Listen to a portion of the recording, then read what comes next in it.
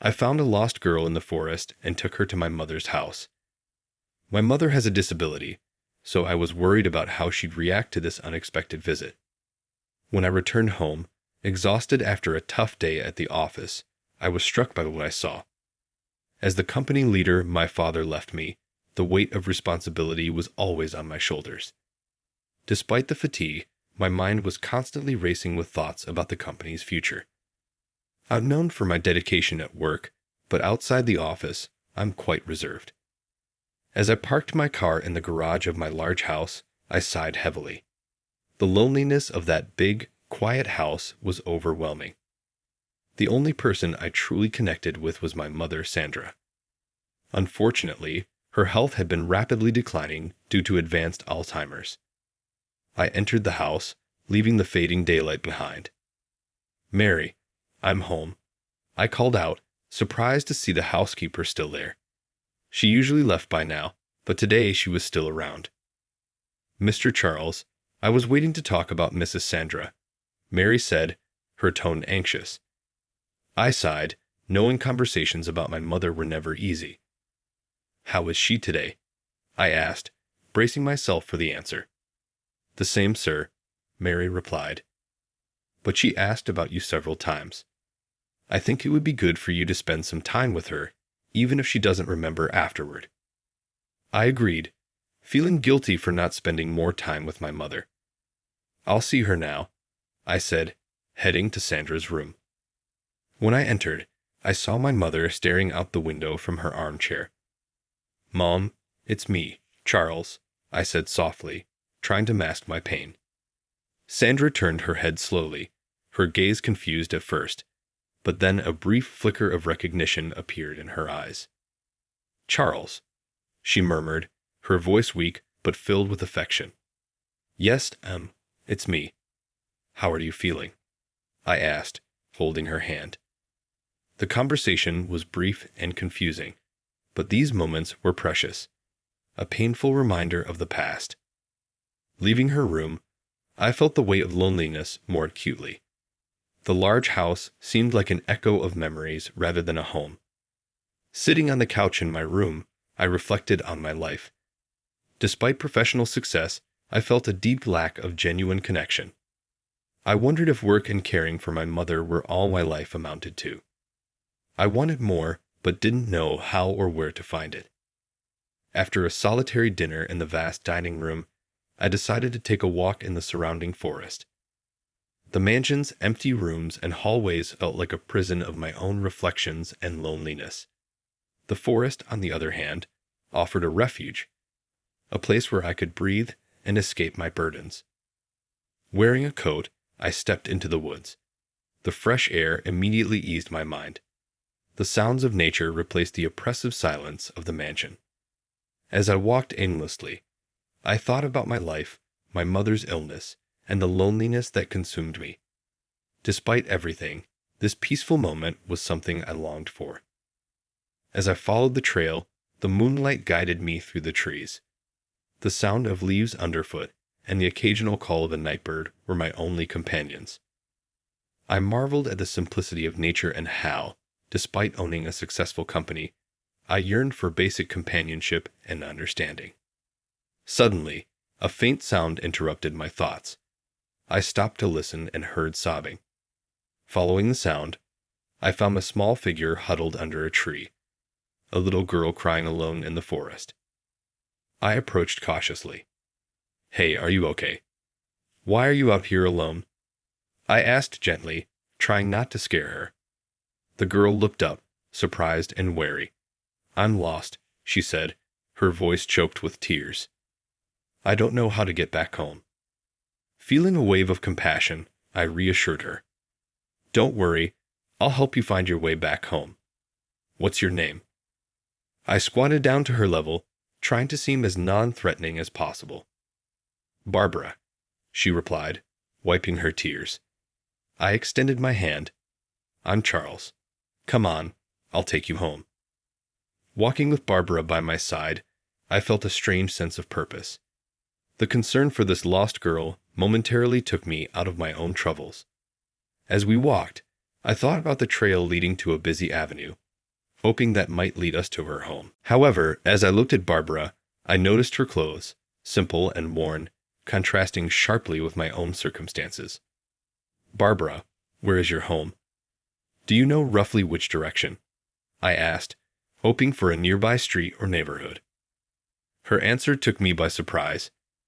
"My home is a little cardboard house I made. I think it's a bit far from here, in a place where nobody else wants to be. I know where it is but don't quite remember how to get there," she said, a hint of pride in her eyes. Her innocence and pride in her makeshift home left me speechless. I realized the gravity of the situation. She didn't have a traditional home, but rather an improvised shelter vulnerable to many dangers. "Do you live there alone?" Charles asked, trying to hide his concern. "Yes, but I like it," Barbara replied. "I made it all by myself. It even has a window." Charles felt a pang in his heart. He admired Barbara's strength and independence, but the idea of her living alone in such conditions troubled him deeply. "Barbara, it's very cold at night, and it's already late. Would you like to spend the night at my house? Tomorrow, we can check out your cardboard house and see how we can help," Charles suggested, trying to sound inviting without scaring her. Barbara looked at him warily, but with a hint of hope in her eyes. "Are you sure? I don't want to be a bother." Charles nodded with a reassuring smile. "I'm sure, Barbara. It'll be an adventure." When they arrived at the mansion, Barbara's reaction was pure delight. Her eyes widened, and with a smile, she exclaimed, "Wow, this place looks like a fairy tale castle." Charles couldn't help but smile too, moved by her genuine wonder. It was rare for him to see such spontaneity and sincere admiration, and it brought him a joy he hadn't felt in a long time. As they entered, Charles approached Mary, the housekeeper, hoping for her support. Mary's eyebrows shot up in surprise at the sight of Barbara. "Mr. Charles, who is this child?" she asked, her voice tinged with concern. Charles quickly explained the situation, hoping for understanding. Instead, Mary responded with alarm. "You can't just bring a stranger into the house. She might be carrying diseases. It could be dangerous for all of us, especially for your mother." Charles was taken aback. He wasn't used to being challenged in his own home, especially when trying to help someone in need. "Mary, I expected more understanding from you. Barbara is just a child who needs help. We're not turning our backs on her," Charles said firmly. Mary argued about the risks, but Charles was resolute. "I've decided, Mary. Please get some clean clothes for Barbara, prepare a warm bath, and make sure she has a decent meal tonight." Mary, clearly displeased, nodded reluctantly. "As you wish, sir." Despite Mary's reaction, Charles knew he was doing the right thing. He turned to Barbara, who watched the exchange with a mix of confusion and gratitude. "Don't worry, we'll take care of you," Charles said, kneeling beside her. Barbara, still amazed by the grandeur of the mansion, smiled back with relief. Later, in her temporary room, Barbara was in awe. The bed felt like a cloud, and the room seemed like a palace. She jumped on the bed, touched the pillows, and laughed with joy. "It's bigger than my cardboard house," she said, running around with delight. After a warm bath and the clean clothes Mary provided, Barbara felt like she was dressed for a party. She devoured the meal with genuine appreciation. When Charles returned to check on her, he found Barbara lying on the bed, her eyes shining with happiness. "Is everything all right?" he asked, feeling a wave of contentment. "Yes, everything is so beautiful and tasty. Thank you, Mr. Charles," she replied with heartfelt sincerity. "Just call me Charles," he said, sitting on the edge of the bed. Barbara, now a bit shy, asked, "Can I ask you something? Is this house a real castle?" Charles laughed, charmed by her curiosity. "Not exactly a castle, but it's my home.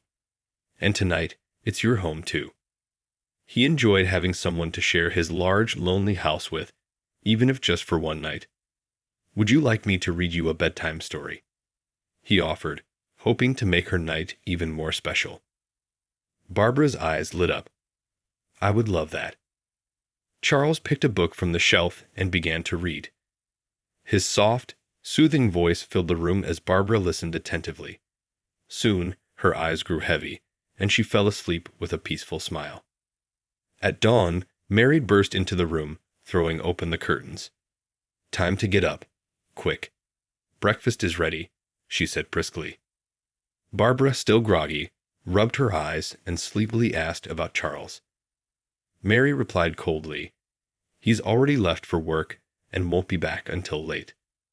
Barbara's disappointment was clear. She had hoped to see Charles and perhaps share breakfast with him, but realizing arguing with Mary was pointless, she reluctantly got up to start her day. Barbara got out of bed, still thinking about Charles and the kindness he'd shown her. She brushed her teeth and dressed, feeling awkward in the mansion's formal setting. The housekeeper waited impatiently to take her to breakfast, a new experience for Barbara. At the breakfast table, she marveled at the abundance of food, so different from her usual sparse meals. However, Mary's cold tone made the meal less enjoyable.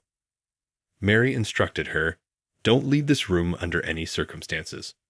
I don't have time to watch you. Barbara nodded, pretending to agree, but her mind was already planning an escape. The mansion's secrets beckoned her. After breakfast, Mary took Barbara back to her room. As soon as the door closed, Barbara's excitement and nervousness surged. She pressed her ear against the door, listening to Mary's footsteps fade away. With a determined sigh, she silently opened the door and stepped into the hallway. The mansion was a labyrinth of wonders to Barbara. Each corridor and open door revealed something new. She explored with wide eyes, drawn to mysterious objects and relics of the past. The paintings on the walls seemed to follow her, whispering stories. Her curiosity led her to a slightly open door, Sandra's room. With a mix of curiosity and hesitation, Barbara entered and found Sandra in an armchair, lost in thought. Hello, Barbara said gently. Sandra turned her face, but didn't respond. Barbara introduced herself, but Sandra remained silent, her mind lost in memories. Barbara told her stories about the forest, her cardboard house, and how Charles had found her. Though Sandra didn't react, Barbara felt a strange connection. Restlessness soon took over, and Barbara's curiosity couldn't be contained. She began exploring the room, finding little beyond everyday objects and dusty treasures. Her attention was drawn to a massive wardrobe at the end of the room. With hesitant hands, she opened one of its doors and discovered a treasure, an old guitar and a notebook. The notebook, with its yellowed pages, intrigued her the most. Just as Barbara was about to delve into the notebook, Mary's voice echoed in the hallway. Heart racing, Barbara quickly hid the notebook under her clothes. Mary entered the room and, noticing her, exclaimed, Barbara, what are you doing here? I told you to stay in your room. Mary's irritation was palpable. Barbara shrank back, guilt and fear evident. I was just looking, she mumbled, knowing she had no good excuse. Mary sternly ordered Barbara to return to her room, warning her, It's not safe, and you shouldn't touch things that aren't yours. Barbara was escorted back, and the adventure ended for now. Back in her temporary room, Barbara sat on the bed, clutching the old notebook. It was now a cherished secret, hidden from Mary's view. Her heart was still racing from the recent adventure and discovery. Carefully, she opened the notebook. The pages whispered ancient secrets as a world of memories unfolded before her. It was clear this notebook was Sandra's record of memories, a desperate attempt to hold on to what Alzheimer's had stolen.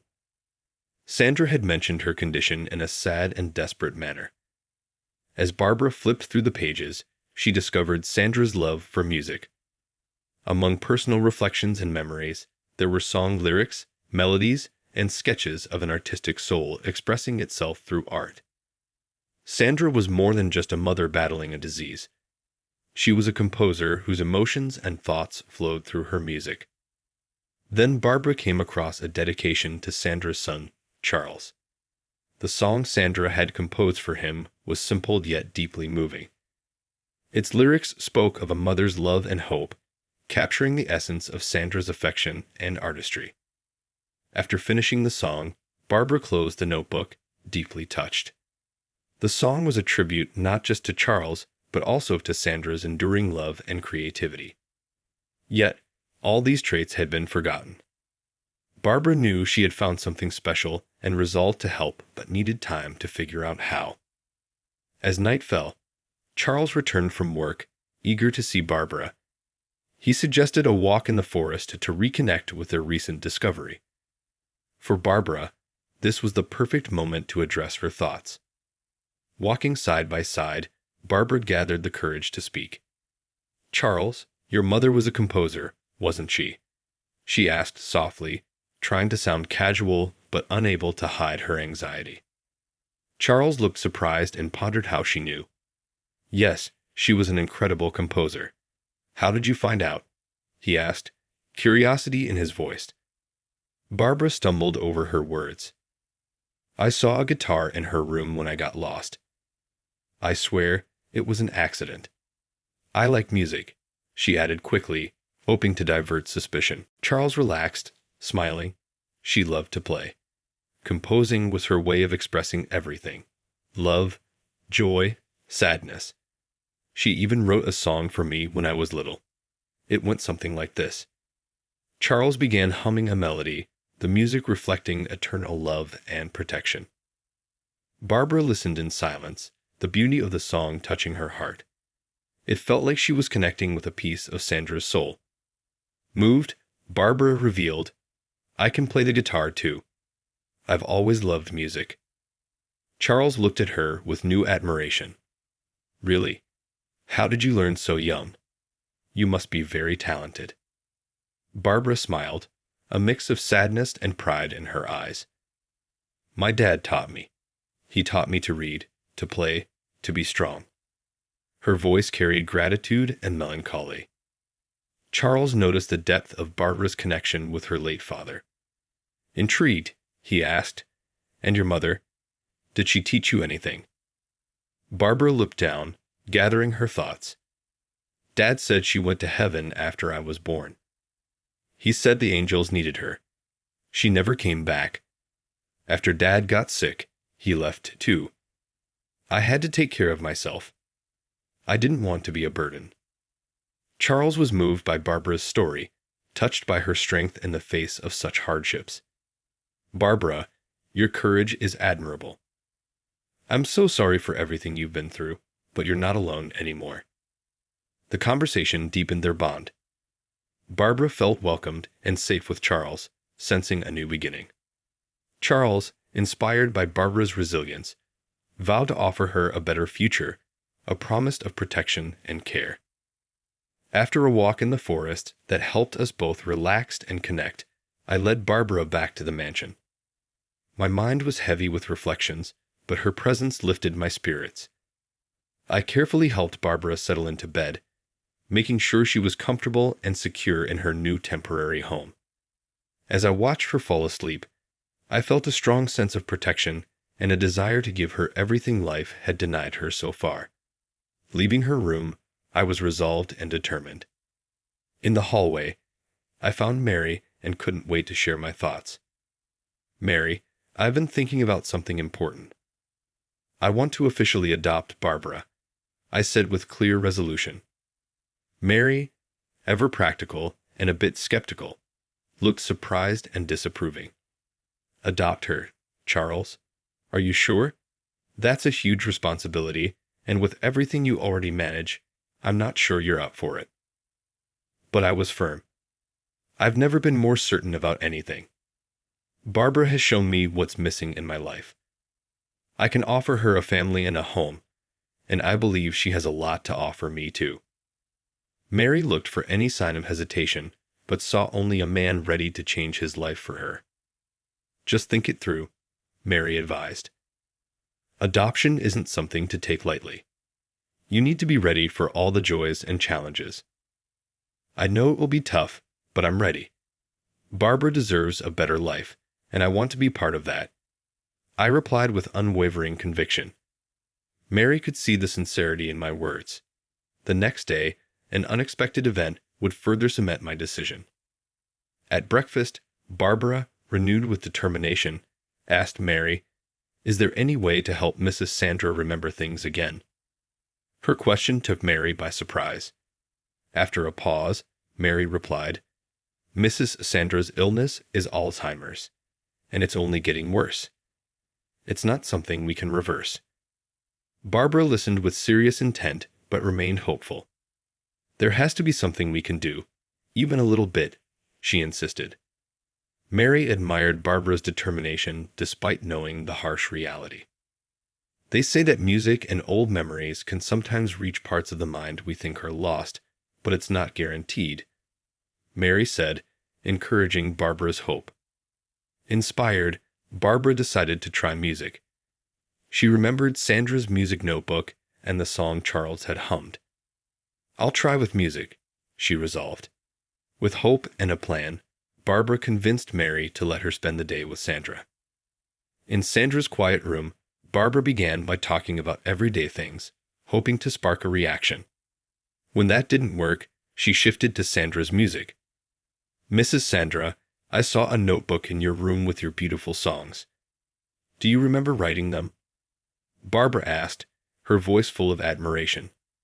She spoke enthusiastically about the lyrics and melodies, hoping to trigger some recognition. Despite Sandra's distant expression, Barbara didn't give up. She believed that music and love could bridge the gap created by the disease. Then I had another idea. I went to my room and grabbed Sandra's diary. I returned to her room with it, hoping that seeing her own lyrics and melodies might help her remember.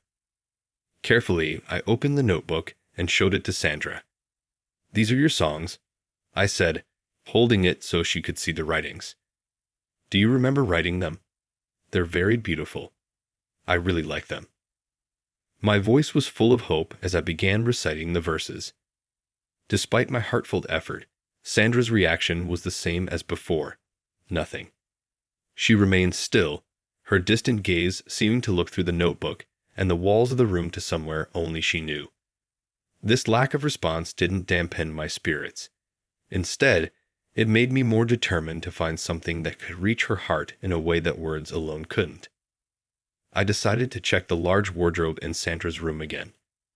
My eyes lit up when I found a box full of musical score notebooks next to a guitar. It was like discovering a hidden treasure, the keys to the melodies that matched the lyrics I'd read. I picked up one of the notebooks, flipping through the pages of musical notes. Each page was a potential bridge to Sandra's dormant consciousness. I thought, this might work. If words couldn't reach Sandra, maybe the music itself could. Excited by the possibility, I compared the song titles in the scores with those in Sandra's diary. When I found matches, a mix of anxiety and excitement took over me. I took Sandra's guitar and tried to play and sing the songs, hoping the combination of melody and lyrics could awaken a memory. Despite my efforts and growing confidence, Sandra's reaction remained unchanged. I realized that perhaps my unfamiliarity with the exact way to sing her songs was preventing the connection I sought. But I didn't give up. I kept trying different songs, adjusting my voice to match the melody of the guitar. As the day turned to afternoon, then evening, my fingers began to hurt and my throat dried out, but I refused to be discouraged. Each chord was a silent plea for Sandra to return, even just for a moment, to the world that music had created. When night fell, I finally had to stop. Exhausted and frustrated, I sat on the floor, letting the guitar rest. Just then, a flash of inspiration struck me. The melody that Charles had shared with me in the forest, the one his mother had composed for him, came back to me. It was the one song where I knew the exact rhythm. With renewed determination, I sifted through the scores, eagerly searching for that melody. Finally, among the yellowed sheets, I found it, the precious score dedicated to Charles. I took a deep breath, feeling a mix of nervousness and hope, and positioned my fingers on the guitar. I began to play the first notes, the melody flowing more easily this time, each chord filled with emotional depth. As I sang the verses I had memorized, Sandra's eyes showed a different sparkle. For a moment, the fog around her mind seemed to lift, and she slowly turned her head toward me, as if waking from a long dream. Her eyes locked onto mine, a fleeting recognition crossing her gaze. Meanwhile, Charles was returning home, his thoughts on me and the small joys my presence brought.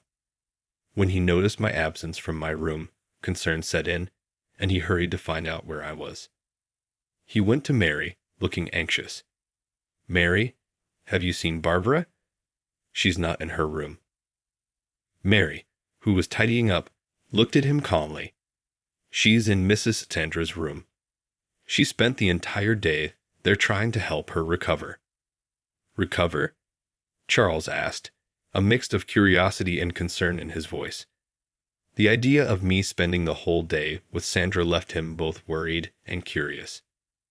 Mary sighed, choosing her words carefully. "She spent the whole day playing the guitar and singing songs. She probably saw the diary and the scores and decided to sing. It's a beautiful thing to see. Come, I'll show you." Mary led Charles down the hallway to Sandra's room. As they walked, Charles felt a mix of anxiety and hope, wondering if I had found a way to reach his mother, who had been closed off for years. "Mary, did it really work? Did my mother react in any way?" Charles asked, almost afraid to hear the answer. Mary gave him a serious look. "Not that I know of. The last time I checked on the two misses, Sandra was the same as always. But what matters is the girl's intention." Charles sighed, feeling a slight discouragement from the lack of expectation. But as they approached the door, a soft melody and two voices harmonizing reached his ears. He stopped, immediately recognizing his mother's voice in a song he never expected to hear again. His heart raced with surprise, hope, and a deep, unnamed emotion. Driven by hope, Charles hurried down the hallway, following the sound that seemed to call him. When he reached the door, he saw a scene he thought was impossible. His mother, Sandra, singing with Barbara. The music, once composed by his mother for him in the past, now connected generations and memories. Tears streamed down Charles's face, each drop carrying years of longing, love, and pain. Seeing his mother awake and engaged, even briefly, brought immense relief and indescribable joy. Barbara's presence had unlocked this connection to the past, reinforcing Charles's decision to make her part of his family. He stood at the door, the music filling his heart.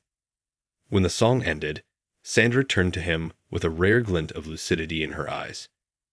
"Charles, my dear, stop crying. You look as if you've been pinched," she said, her voice fragile but clear. Her unexpected words only intensified Charles's tears. He smiled through them, a smile filled with years of repressed pain and love. Overcome with emotion, Charles rushed to hug his mother, enveloping her in an embrace that symbolized both loss and reunion. Barbara, though not fully understanding the depth of his emotions, was moved by the shared tears. Mary, too, tried to hide her own tears, but felt the impact of the reunion. Sandra's moment of clarity was a precious gift amidst her illness, but it was fleeting. Charles watched with gratitude and sadness as her light slowly faded, returning her to the silence of recent years. Before leaving, he tenderly kissed her forehead, a farewell to that brief moment of connection. Turning to Barbara, who watched with pride, Charles extended his hand and said, "Let's go for a walk in the forest, Barbara. We need some fresh air." Barbara wiped her tears and nodded. As they walked under the trees, the silence between them was filled with the sound of their footsteps. It was a comfortable silence, a space to process the day's emotions. Finally, driven by gratitude, Charles broke the silence. "You did something amazing today, Barbara. I don't know how to thank you for giving me that moment with my mother." Barbara, holding his hand tightly, smiled shyly. "I just wanted to help. Seeing you two like that was beautiful. I'm glad I could do it." Charles looked at her, his smile reflecting his happiness. The strength of the moment, shared with his mother, was still vivid in his heart, reinforcing a decision that would change their lives forever. Barbara. He began with tender seriousness. I've been thinking a lot about us and how you came into my life unexpectedly. This has given me an idea. Would you like to hear it? Barbara, curious and a bit anxious, looked at him. What idea is that, Charles? Charles faced her directly, wanting her to see the sincerity and love in his eyes. Barbara, how would you feel if I adopted you? If you officially became my daughter? Barbara's reaction was immediate. Her eyes widened with surprise and then sparkled with pure joy. Really? You want to be my new daddy? She could barely contain her excitement. Yes, seriously, Charles replied, his smile mirroring hers.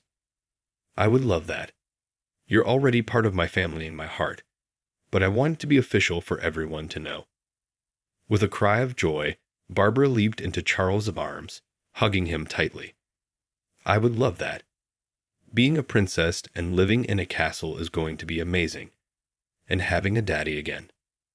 Her voice, once altered by emotion, now brimmed with happiness as the future unfolded before her. As we continued our walk through the forest, a new bond formed between us. We both felt a lightness and hope we hadn't experienced in a long time. For Charles, deciding to adopt Barbara was a step toward a future full of possibilities and love. For Barbara, it meant the promise of a home and a family, a longing she had since losing her own. United by music, fate, and the promise of adoption, we returned to the mansion, ready to start a new chapter in our lives. In a world where hope often seems fragile, Barbara and Charles's story reminds us of the transformative power of love, determination, and compassion. In the weeks following that unforgettable day, Charles worked tirelessly to make Barbara's adoption official. The speed of it all showed not only his determination, but also how right the decision was for both of them. Now officially part of the family, Barbara thrived under Charles's care. The mansion, once quiet and lonely, buzzed with the joy and energy of the young girl. Her eagerness to learn and sharp intelligence made Charles proud, and even Mary found new purpose in supporting Barbara's studies. Barbara's musical moments with Sandra, though brief, brought comfort and joy to everyone. For Sandra, these moments were a small healing for the wounds left by her disease. For Charles, they were proof that true love endures despite the challenges of Alzheimer's. Our days at the mansion were transformed into times of learning, music, shared laughter, and quiet gratitude. Charles, Barbara, Mary, and even Sandra in her lucid moments formed a family united by heart, not just blood. Their story shows that even in unexpected circumstances, family can be found and formed. The adoption of Barbara brought new life to all of us, proving that even in adversity, happiness, love, and a sense of belonging are possible. Our mansion, now filled with love and joy, celebrated life each day thanks to the strength of love and the beauty of forming a family. If you enjoyed this story, please hit the like button and join our community by subscribing to the channel. Your support motivates us to share exciting stories almost every day. Don't miss the next incredible story displayed on your screen. We deeply appreciate your support and hope to see you soon.